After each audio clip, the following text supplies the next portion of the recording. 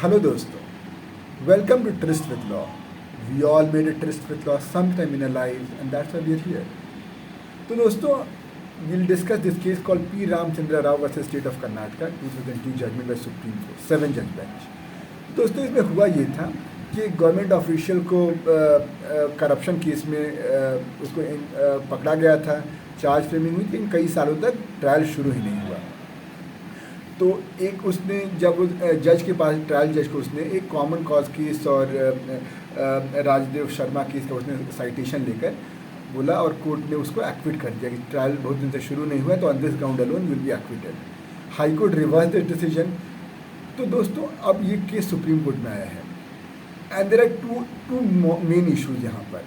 First is कि which is relevant to this interpretation of statute कि CRPC doesn't specify an outer time limit. तो क्या judiciary अपने interpretation power में क्या ये स्पेसिफाई कर सकती है? And the second thing is common cause case और राजदेव शर्मा केसेस में जो टाइम लिमिट दी गई हैं they fall foul of AR Antulay case में जो कोर्ट ने कहा है। And AR Antulay is the constitution bench, 5 जज बेंच, जबकि ये कॉमन कॉज राजदेव शर्मा ये सब 3 जज बेंचेज हैं। तो फिर क्या होल्ड करेगा? तो फिर देयर शुड बी अब एक इसीलिए 7 जज बेंच को रेफर हुआ है कि they will lay down the law. तो दोस्तों सबसे पहले हम देखते हैं इस इशू को, जो कि अब कोर्ट ये कहता है कि वी अग्री कि आर्टिकल 142 में you have the power to declare a law अगर वो नहीं होता है। But the thing is there are inherent weaknesses in a law declared by Supreme Court. पहली बात तो अनलाइक एग्जीक्यूटिव जिसके पास ये पूरी IAS ऑफिसर की टीम होती है, सब जो सेक्रेटरी वगैरह है, जो कि डेटा कलेक्ट कर सकते हैं, बता सकते हैं कि उसमें क्या लूपहोल्स हैं, कैसे उसमें डिस्कशन हो सकता है पार्लियामेंट में। On the other hand judiciary has to rely on the pleadings by advocates, और एडवोकेट बहुत ही बायस्ड प्लीडिंग देते हैं अपने कॉज को सपोर्ट करने के लिए।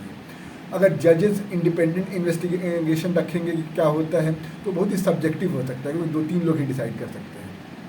जैसे आपको याद होगा दोस्तों, सुप्रीम कोर्ट ने कहा था कि हाईवे के 500 मीटर तक कोई अल्कोहल नहीं बिक सकता है।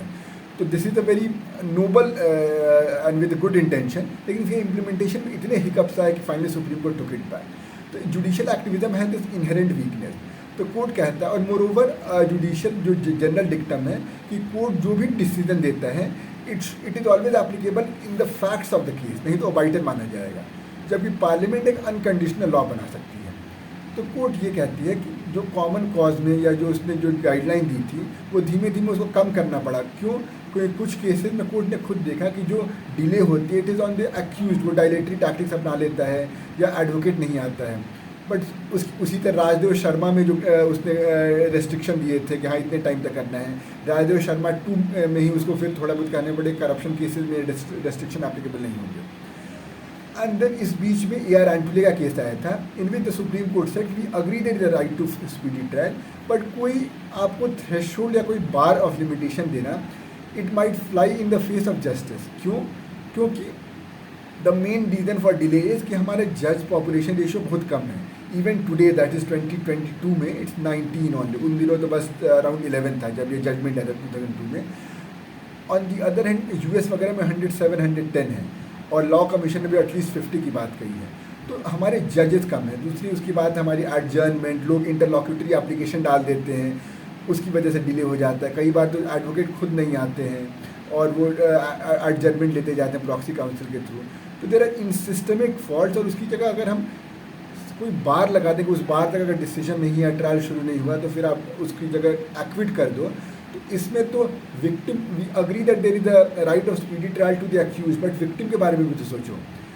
और अगर सपोज अगर ऐसा होने लगा तो victim will start taking the law in his own hand, क्योंकि उसको लगेगा कर यार ये तो कोर्ट के थ्रू जाएंगे, स्टेट अगर जाएगा तो वो कुछ करेगा नहीं, वो एक्विट हो जाएगा। तो this will lead to this tendency of mobocracy where you take the law in your own hand. तो देयरफॉर ऐसी कोई लिमिटेशन हम नहीं डाल सकते हैं, बिकॉज हमें कम्युनिटी और विक्टिम के बारे में भी सोचना होगा। तो AR एंटुले ने ये कहा था। तो कोर्ट यही कह रहा है कि वी अग्री कि judiciary has the power to interpret law. तो जो वेग फ्रेजेस होते हैं जैसे due process of law, freedom of speech, procedure establish by law, इनको फिल कर सकता है थ्रू इंटरप्रिटेशन, ये क्या क्या मीन करेंगे। बट इन दैट गार्ड आप ऐसा नहीं कि सीआरपीसी में एक जो सेक्शन है लिमिटेशन टाइप की, उस तरह की आप इनैक्टमेंट कर रहे हो, वो नहीं अलाउड है। And then the second thing court says is कि we are bound by stare decisis, और AR Antole बीइंग अ 5 जज बेंच इज बाइंडिंग ओवर 3 जज बेंचेस, तो इसका डिसीजन होल्ड करना चाहिए। मोरओवर AR Antole की एक साउंड डिसीजन था, तो it should be left by on case to case basis. हम कोई ऐसा हार्ड एंड फास्ट लिमिटेशन नहीं डिसाइड कर सकते कि 2 साल में नहीं हुआ तो करना पड़ेगा। तो द कोर्ट फाइनली सेड कि AR Antole में जो बोला था उसको फॉलो करो, एंड हियर अगर हम कोई लिमिटेशन डालेंगे तो that will be legislation which is the job of the parliament, and we have to just interpret the law. तो दोस्तों ये रहा केस अपना P. Ramchandra Rao versus state of Karnataka.